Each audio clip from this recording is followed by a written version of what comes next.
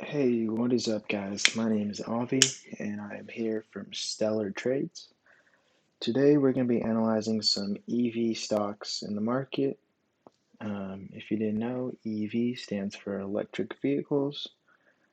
And as all of you probably know, the EV sector has recently blown up.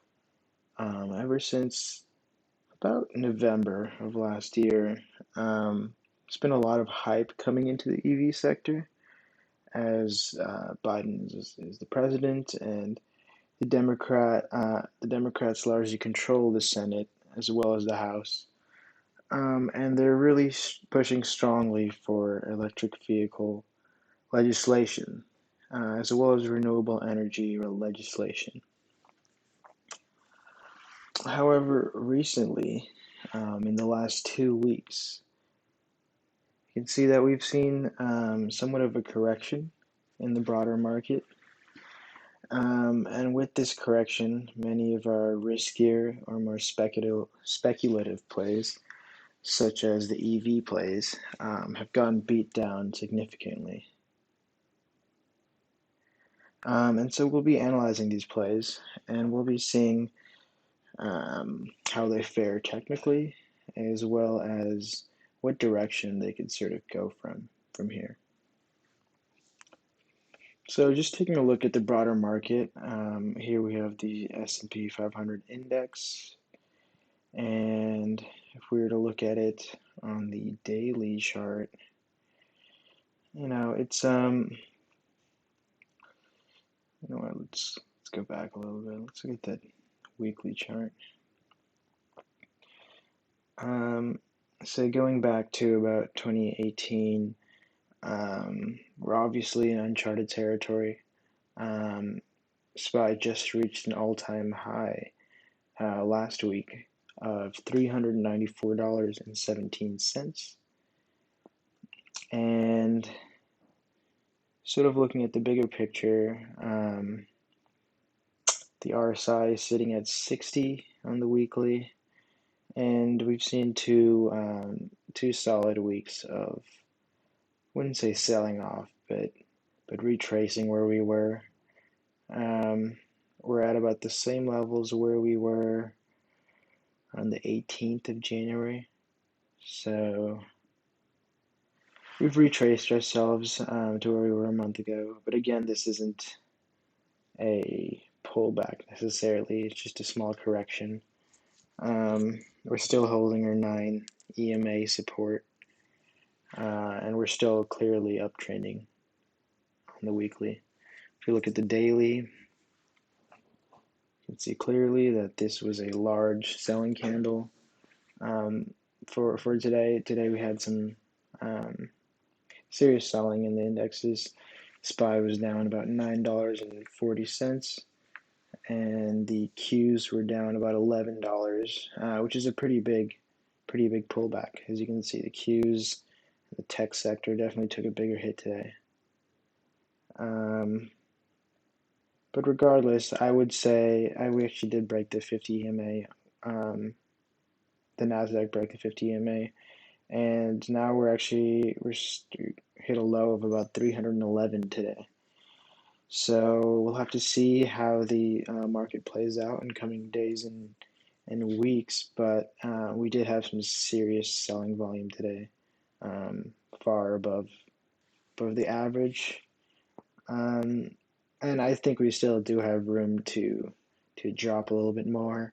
We could see a pullback to 305, to the 180-day EMA.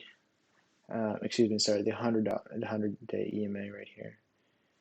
And this could be a similar correction to what we saw in November of last year, or mid-October to November, when we did retrace back to the 100 EMA. But as I was saying earlier, some of the biggest hit takers from this pullback were the EV plays. As we can see, CCIV or Lucid Motors, we're going to be looking at that today. Also going to be looking at Tesla, Workhorse. We're going to be taking a look at Workhorse, as we had a huge drop this week, as well as NIO. We're going to be taking a look at NIO and Fisker. So we're going to be taking a look at Fisker and seeing how Fisker has been moving for the past couple weeks. So let's start with CCIV. CCIV is the play of the week, the play that everybody's talking about. From a technical standpoint, from a fundamental standpoint, CCIV popped this week on merger confirmation news. So this whole run-up starting from January 11th to February 18th was all in anticipation of the CCIV Lucid Motors merger deal. And when we actually did see confirmation of this deal, that's when we saw the huge drop from a previous day high of $63.20 to a low of $30. So that was a huge drop, and that was to be expected. Usually after these mergers, directly after the mergers are confirmed, we'll see a relatively big pullback or profit taking happening in these tickers. But from a technical standpoint, CCIV was sitting at about $9.85 for a long period of time, about $10, up until interest started picking up around January 11th. We started getting people buying the stock more and more in anticipation of a potential merger with Lucid. We had some consolidation about beginning in February, right around here. We had some resistance at about 34, 37 for several days until we finally broke out of that resistance. We saw a huge bullish move upwards on the 16th of February, where we went from about $38 a share opening to a high of 55. And following this, we kept pressing up until we reached about a high of about 64.86. 64.86. And following that, the next day we pulled back a little bit from 62 to about $50. And the day after we pulled back even more to about $56. And the day after that, we dropped massively. And this wick right here, this candle right here, you can see it's mostly all wick with a very small body, showing you that the buyers and sellers were both fighting with each other at that point, and this was a real point of contention. But as you can see, we did hold that $34 support and resistance from before until we did break it on the 24th, which is yesterday, actually. So we broke down even more yesterday. I think we dropped another 10%, 12%, and we actually pulled back even more today, about 3%. And so now we're sitting at about $27.82, which does tell us that we did settle out at this nice support and resistance level of 26.60. And so that's the daily. Let's look at the 4-hour chart. The 4-hour chart is where I spend the majority of my time. I would say it's one of the most technically sound charts for swing trading. So I would say definitely prioritize looking at the 4-hour chart. And in the 4-hour chart, you can really see that drop. So yeah, right and after hours, when we heard that announcement that CCIV and Lucid Motors were merging, we saw a huge drop from 63 to opening at 38. So that was a massive pullback. And on the RSI, we were just about close to oversold, about 32 after that drop. And and then we pulled back even more the day after. Look at this selling volume, it's just huge. I mean, there hasn't been volume like this before in the entire history of CCIV. The most volume we ever saw was during that was post merger on the 23rd when we pulled back, and so now we're sitting at about 2780. So what can we say about where the stock's going from here? Well, we really can't say for certain where it's going from here, but what we can say is that generally when stocks merge with each other, when companies merge with each other through SPACs such as CCIV, they will drop tremendously after confirmation of the merger. And following this, they'll gradually start to go up in a more linear fashion rather than the parabolic move we saw here. So a lot of people did take profit, a lot of people got out, and now we'll see following up and leading up to the merger, the actual merger date, we'll see more long-term money coming in as more of an investment rather than a speculative play. So I'd say right now we're still underneath, just barely underneath the 200 EMA, and the 9 EMA saw a good bearish crossover over the 50 and the 100 EMAs.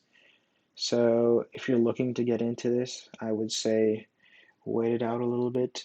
This is still, we've had 3 bearish days in a row, so I would look to see if we can consolidate, if we can hold this 2660 support.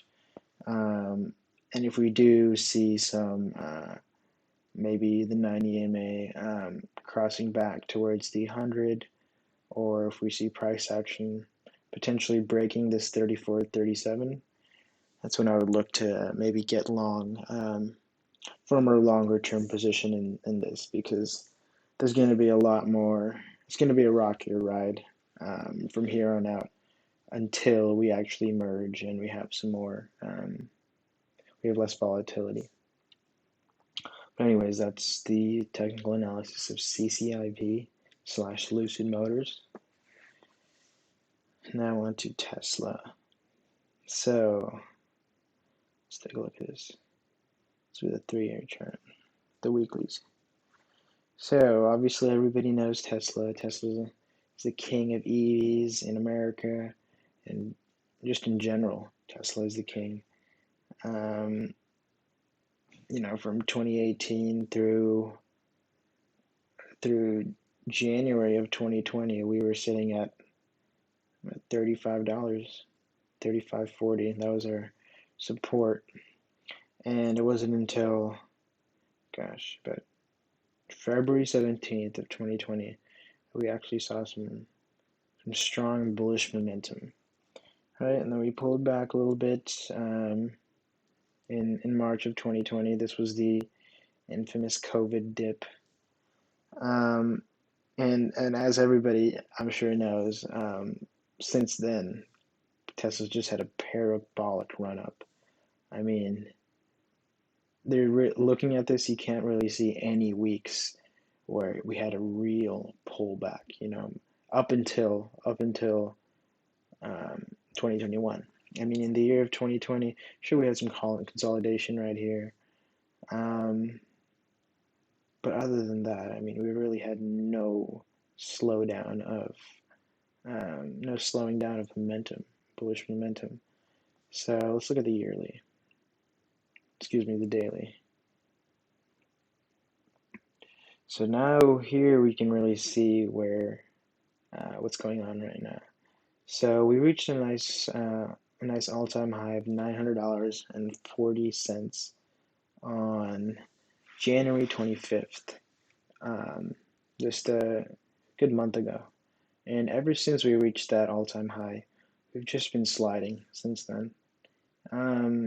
We came back down to 780 right here. We looked like we bottomed out there almost, and we bounced back up. But ever since then, we've just sort of been selling off consistently. Um, and we sold off pretty heavy actually, just this last week. I mean, we saw a big red candle right here from a high of 768 to a low of 710, and the day right after we saw a low of 662. Right? I mean, we haven't seen 662 since December, right? Right around Christmas or New Year's. So we had a pretty serious retracement right there, and we bottomed out right there around 619 was our low. We bounced back a little bit, but we saw another solid retracement today at 8%. So Tesla's currently sitting at 682, which is which is a level people really didn't think they were gonna see anytime soon. I mean, it seemed like Tesla was on this non-stop train of just up and up and up every single day, until we had a nice good period of consolidation right here, and then we just started selling off. So I mean, this is good because one of the biggest concerns of Tesla was that the stock is too expensive. And even at this price, I would like from a fundamental perspective, I would say Tesla is still too expensive. But that doesn't mean that there's any reason for Tesla to go to the 600s, to the 500s. I don't see a real, especially with all that Tesla has going for it currently. I don't see a reason why buyers and sellers would determine that to be a fair price. But let's go to the 4 hours. So from the 4 hours, we can see where the real selling is happening. Um, we were bullish for the longest period of time, right up until February really started. We saw a big dip at the end of January, came back, and right around February 8th, that's when we started really selling off. 90 EMA had a bearish crossover, broke over the 50 EMA, broke through the 100 EMA, and we kept selling. We broke through 800 on February 12th, sitting in the 700s. We broke our nice 778 support. And after we broke that, I mean, we also broke through our 200 EMA. So, just pure bearish selling. And this day was the craziest of all. I mean, the 23rd, we reached 617. That's something we really haven't seen in a while. And so what's going to happen with Tesla? Well, again, we really can't say for certain. Right now, it's still very much bearish. We've had strong bearish momentum. Look at all these. I mean, these are all just red candles. None of these are. This is all bearish volume. So I wouldn't, if you're looking to enter Tesla for a bullish position, I would say wait. Definitely wait. See if we can't, either consolidate or bounce off this 617 support, or just look for some sort of consolidation, whether that's in the next couple days or in a week. It's really hard to say. Again, earnings, earnings on April 28th, so that's a while from now. Our last earnings, we did do well. But again, Tesla always likes to sell off after earnings. But I mean, again, we'll have to really just pay attention and see, because there is more room for Tesla to downside, most definitely. And once it does really bottom out, it'll be a good place to potentially enter again. I know a lot of people did buy that dip on the 23rd when they reached 617. And that wouldn't have been a terrible place to place a long trade. However, I still think that it's going to be wiser to wait it out a little bit and see where we go from here. Now, looking at Workhorse. Workhorse has sort of been the ticker of the week. A lot of people have been talking about this, and for good reason, because they had some pretty some pretty big things happened this week. So looking at the daily, for nearly all of the first part of 2020 up until June, we were sitting in a range of $1 to $5. Right until we broke that in June, and when the EV hype really started to build up. A lot of people were buying Tesla, buying NIO, and along with it, Workhorse became one of these strong contenders for the EV market in America. So we had some very strong bullish momentum, popping us up to about 2250, 2278 right there. And we did have some, we sort of traded in a range right here. We weren't just consolidating mostly until we broke through again in September. We reached a nice high of, about 31 bucks. And then we broke down again, sort of just bouncing up and down as the market did in the latter half of last year.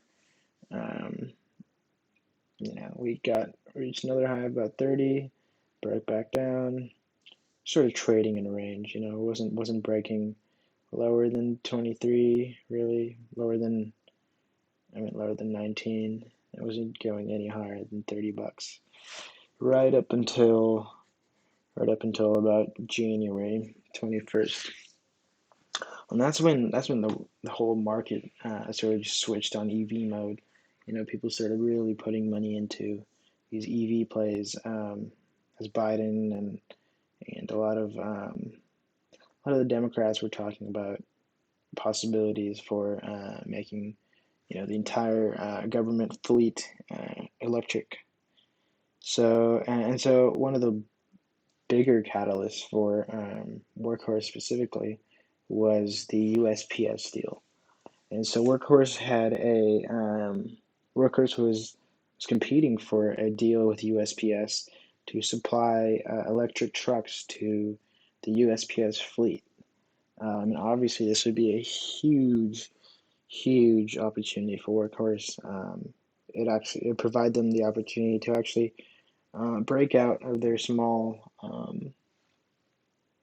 the small position that they are in as a company right now, and really provide them with greater opportunities for revenue and profit. And this opportunity sort of fell through. USPS announced on the 23rd pre-market that they're actually not going with Workhorse anymore, or they weren't going with Workhorse in the first place. They chose another company for the deal. And there were so many people that were either holding or buying Workhorse for the sole reason that they would get this USPS deal, which obviously I don't think is a good thesis for holding a stock. But regardless, once people saw that they didn't win that deal, we broke right through that $30 support and just tanked. The stock dropped 50% in one day. We reached a low of $12.37 from a high of about 30. So that is insane. And we closed the day at about like 16 bucks, $16. And this is only what? When is Workhorse's earnings? The earnings are Monday. Monday pre-market. So it's going to be really interesting to see what Workhorse does from here. I think this was a huge overreaction. I don't think there was any reasonable reason why they should have been down 50% on just that one piece of news. However, I think that this was a good opportunity for people who wanted to buy Workhorse. For whatever reason, this was a very good price to get in. And I did get in. I actually got in on leaps, a couple leaps, right about when it bottomed out. No, I don't think Workhorse is a good long-term play. I simply think that this reaction was an overreaction, and I'm playing the recovery from this drop.